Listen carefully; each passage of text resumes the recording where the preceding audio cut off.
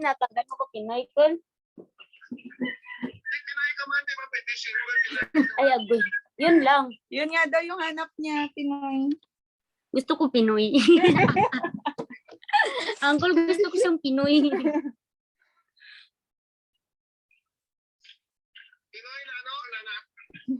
So at this Atong juncture, pwede man, no, to give us the welcome address, let me call on Lovely J. Barbaruno from BSN1B.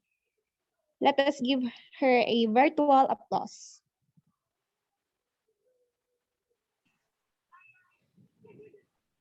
Sorry, Nora Amanti Banto po pala.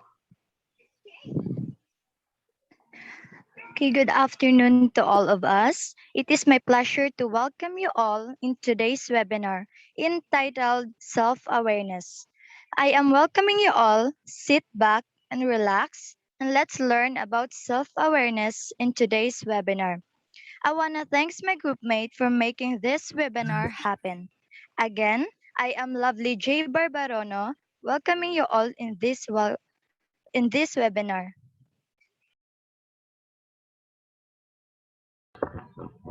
Thank you for the welcoming words.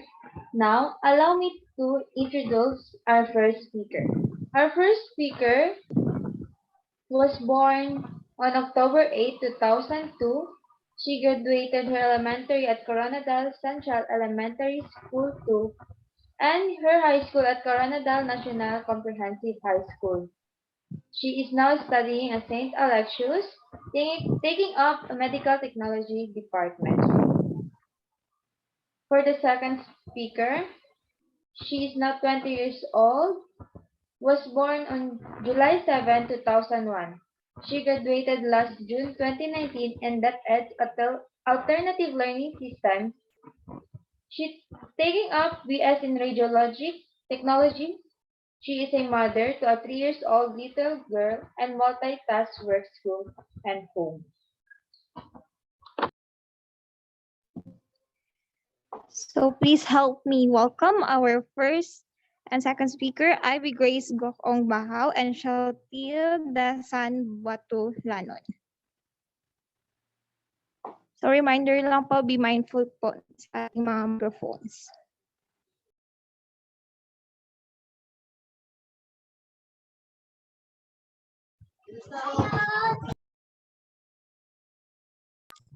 So good afternoon, everyone. This is my pleasure to be your speaker for today's webinar. The topic that we will be discussing is about self-awareness. Before I proceed to the discussion, may I ask everyone, what comes into your mind when you hear the word self-awareness? You may type your answer in the chat box. Next page, please.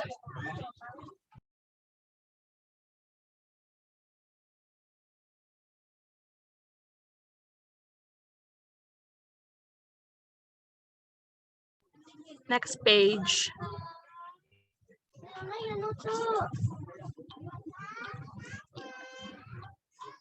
So according to Debbie Ford, self-awareness is the ability to take an honest look at your life without any attachment to it being right or wrong, good or bad. It simply means that to be self-aware is to have a clear understanding of who you are, including your strengths, weaknesses, thoughts, beliefs, and emotions, and it allows you to recognize how others see you. Next slide.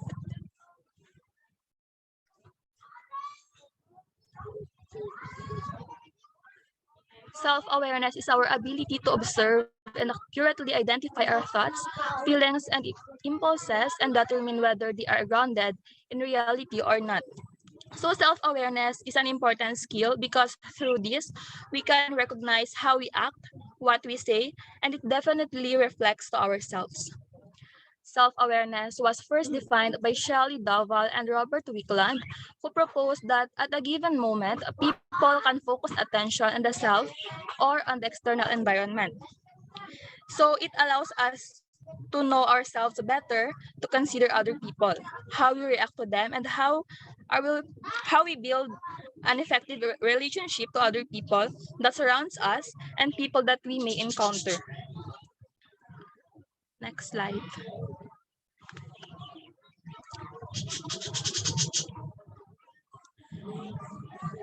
When we are self-aware, we are able to recognize our emotions, which is the first step for regulating our emotions. Indeed, how can we regulate our anxiety, anger, or sadness if we are not able to recognize those emotions in ourselves in the first place?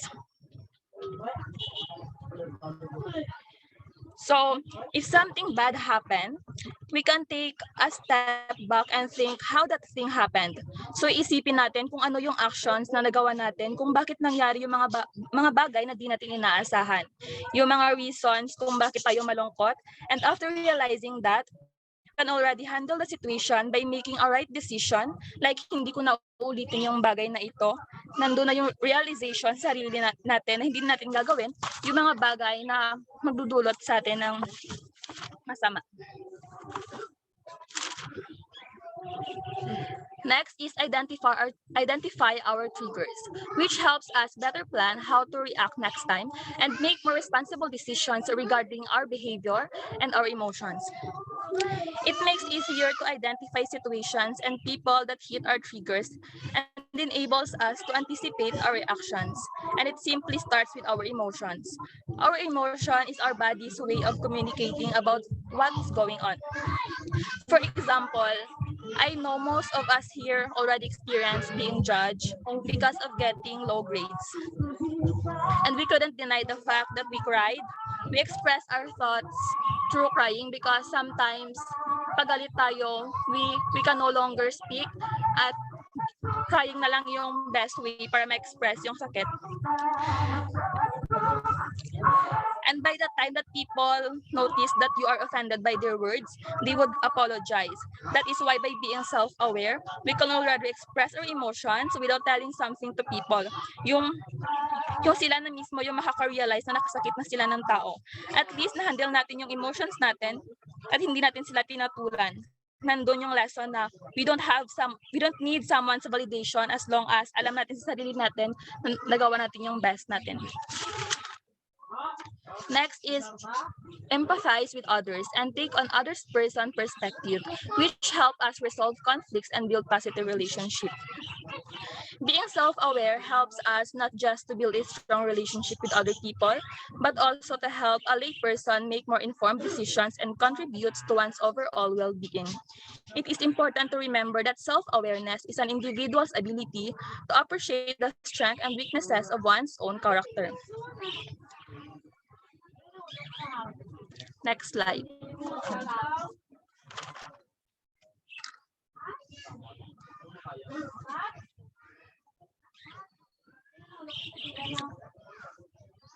Wait lang.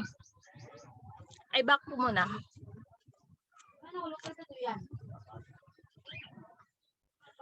So, one example of this is every time we have a group activity with our classmates, hindi natin kailangan na i-pressure yung tao na ipilit sa kanila yung bagay na gusto natin para sa kanila. Let us consider first what others good at and what others not so good at. Through this simple way, mas ma-identify natin yung goal at yung improvement ng group activity natin. Just have to focus on things where we excel and practice the things that we aren't good at. Next slide.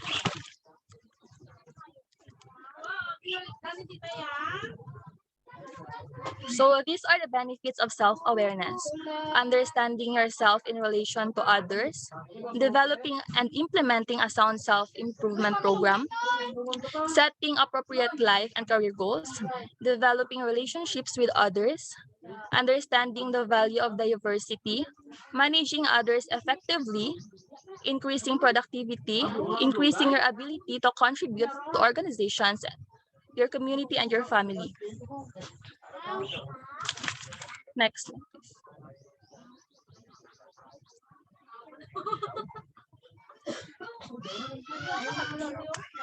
So how to improve self-awareness? Ask for constructive feedback. Learn new skills, pursue your passions, practice mindfulness, reflect on your experiences, set goals, use positive self-talk, and work on building a growth mindset. Next. So what is social self? Social self refers to how we perceive ourselves in relation to others. It involves relationship building, empathizing, and communicating. A healthy or not so healthy social self will also impact your overall mental well-being and ability to meet life goals.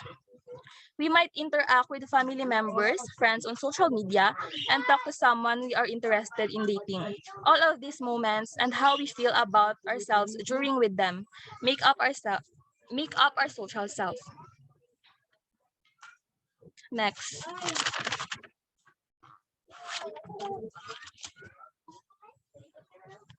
Why social identity matters. Childhood is a crucial time in person's social development, especially when it comes to the establishment of social identity or a person's sense of self based on group attachments. Next slide.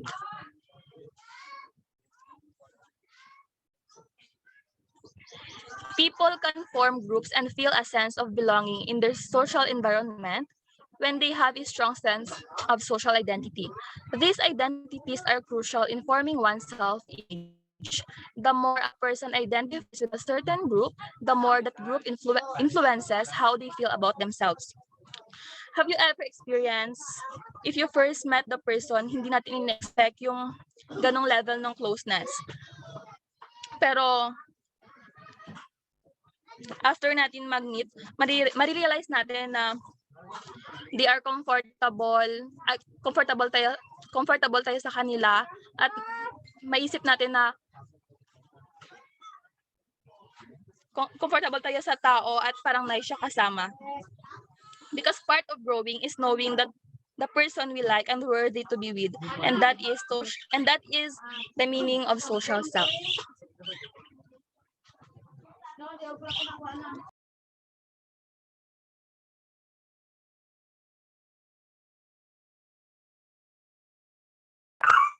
Hello, good afternoon, everyone. Good afternoon po. So now let's move on sa emotional competence. So emotions are crucial to all kinds of cognitive and social activity and behavior. And emotional competencies help children to accomplish goals, meet challenges, and engage effectively in social groups and environment. So it basically means that emotional competence is based sa kakayahan ng isang tao to recognize its own emotions and kung paano na this emotion can affect other people. It is also based on our ability na ma-maintain ang ating emotional control and being able to adapt to any kinds of emotional situation. And then we must keep in mind that we, as a person, as an individual, has to be capable of understanding our own personal emotions. So we have to understand our personal emotions before we evaluate the emotions of other people. Emotionally competent children demonstrate culturally accepted ways of expressing emotion, which might involve masking or minimizing emotions or substituting to one emotion for another. So in minimizing emotions, one way to minimize our emotion is to identify kung ano ang iyong na-feel. So we should take a moment to check yourself about sa feelings or sa mood mo, because in that way it can help you begin gaining back control. Yan ang sa minimizing emotions. Interrupt yourself. Pwede mo naman i-interrupt yourself by asking why? By asking, what am I feeling right now? Am I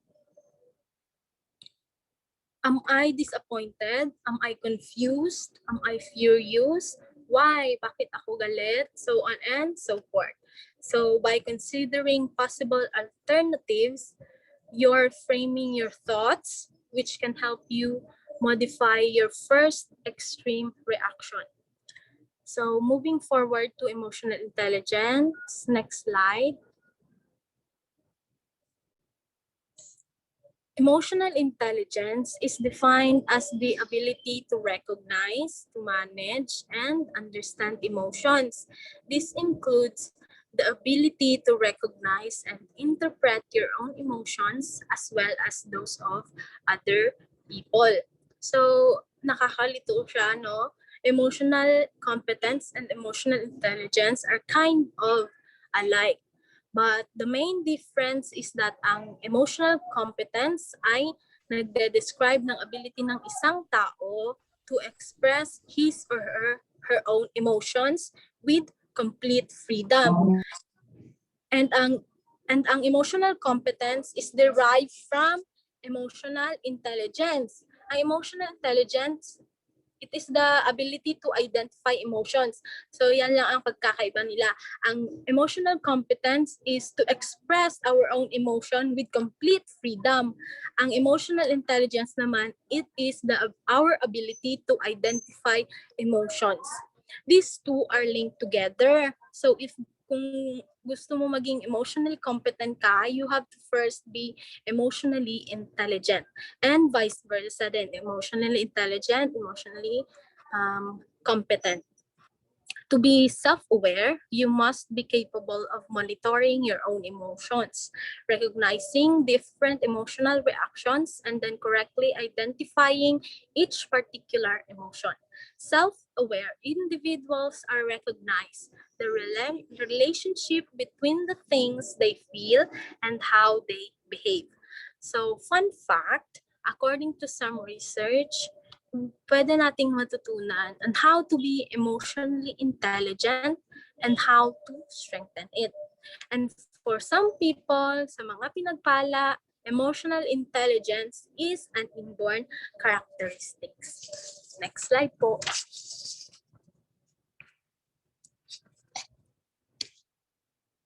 So let's move on to 5 different categories or kinds of emotional intelligence. Number 1, internal motivation. It is the ability to make yourself work with little to no pressure from others, also called intrinsic motivation. Ang mga emotionally intelligent na individual ay motivated sa mga bagay beyond external rewards. External rewards like fame, like money, like recognition, etc. Intrinsic motivation naman. Ang intrinsic is they wanted to have a reward while ang intrinsic motivation is ginagawa ito ng isang tao because they have a passion to fulfill their own inner needs and goals, and it is naturally satisfying for them. Those who are competent in this area tend to be action-oriented. They set goals, they have a high need for achievement, and are always looking for ways to do better. They are also tend to be very committed, and are you among here my internal motivation. So next. Self-regulation is the ability to remain calm in emotionally trying situations. So emotional intelligence requires you to be able to regulate and manage your emotions. This doesn't mean na iset aside mo lang emotions mo, di ba? To the point na you are hiding your true feelings na. It simply means waiting for the right time and place to express them. That is self-regulation. And also, self-regulation is all about expressing your emotions appropriately. Those who are skilled in self-regulations tend to be flexible and adapt well to change. They are also good at managing conflict and diffusing tense or difficult situations. Number 3, self-awareness is the ability to evaluate yourself socially and understand how your behavior is being perceived by others. That is self-awareness. Nasabi naman yan ng ating first speaker. Number 4 is the empathy. It is the ability to understand how others feel and put yourself in someone else's shoes. So, for example, you have a friend na may nagsusuicidal thoughts. So, if you are an empathetic person, you know, hindi mo siya agad i-judge like, bakit ganyan yung isisit mo, ganan. But instead, you know and you understand kung ano ang nafe-feel niya. Why does she or he have a suicidal thoughts? So, yan yung meaning ng empathy. We empathize other people. Number 5, social awareness is the ability to pick up on social cues and communicate well with others. So, ang iba, hindi sila social aware because kung ano ang personality nila, ganun ang pinapakita nila sa ibang tao. They are not aware, like for example, may aras ay merong dinner and then dinner sa inyong house and then kung wala kang social kung hindi mo alam ang social awareness, magahod ka lang gid or whatsoever imuon mo because you don't know how to be aware sa ibang tao. So that is ability to pick up on social cues and communicate well with others. So next slide po.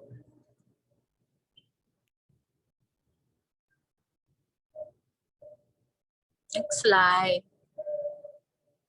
Thank you.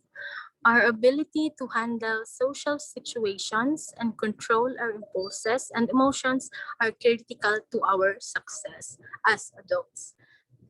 Emotional intelligence is the ability to persist and be resilient. Back slide po.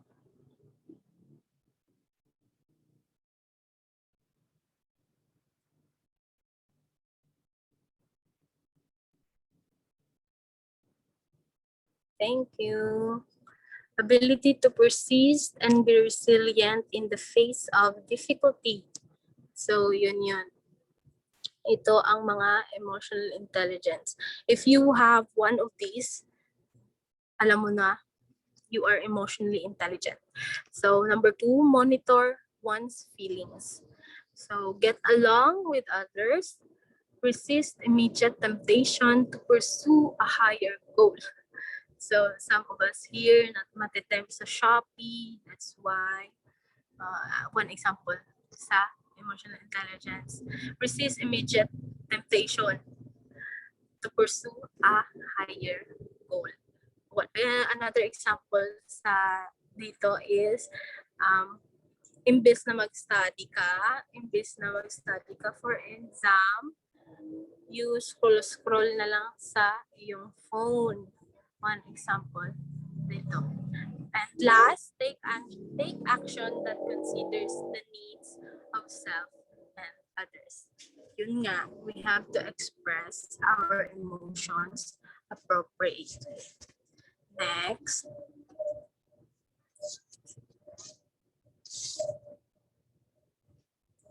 So, last slide na ito. Emotional intelligence help you build stronger relationship. It is the main goal of emotional intelligence. Helps you build stronger relationships, succeed at school and work, and achieve your career and personal goals.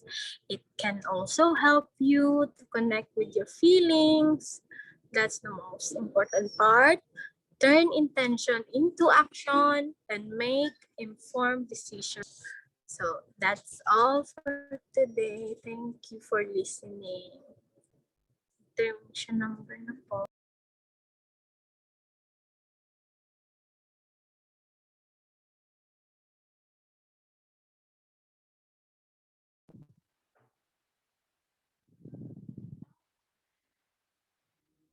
So thank you for our speakers. Let us give them a virtual applause.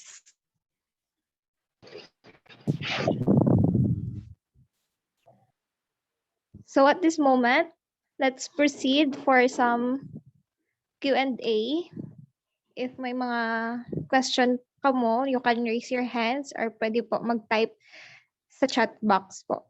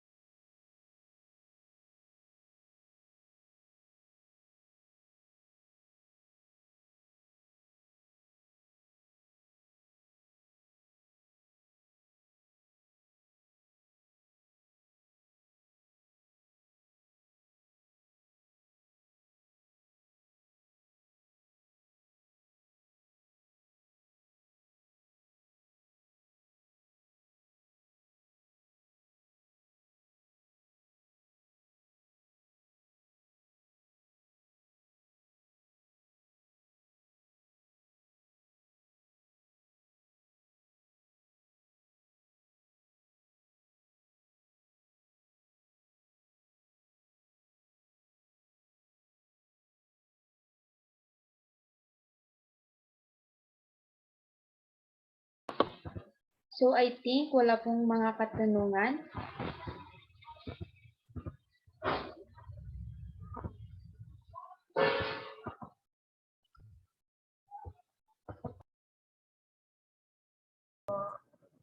Ay, may question po.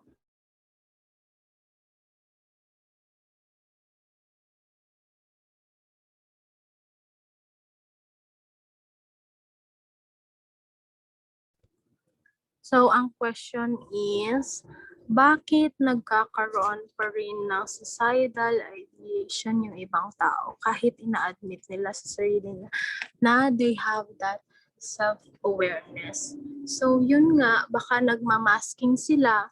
They know the self-awareness kasi sa self-awareness may tinatawag tayong masking, yung sinabi ko na kanina, or minimizing emotions. Hindi nila pinapakita ang true emotions nila because they are aware of what they are feeling. They are aware sa kanilang paligid.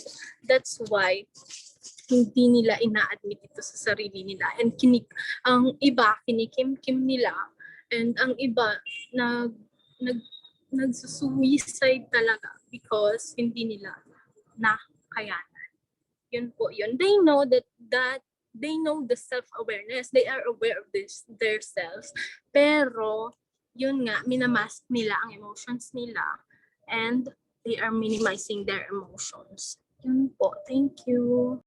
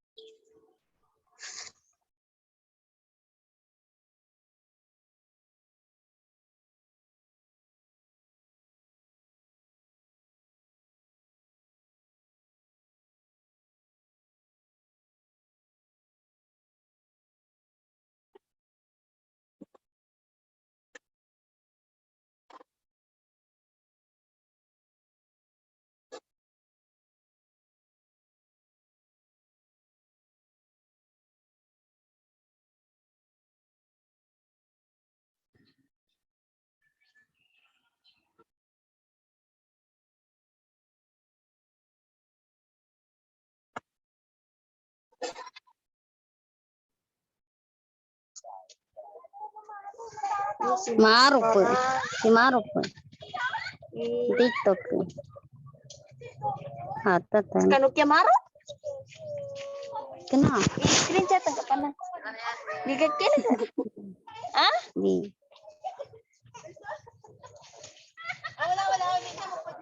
Wait, ay kita ko. Ha?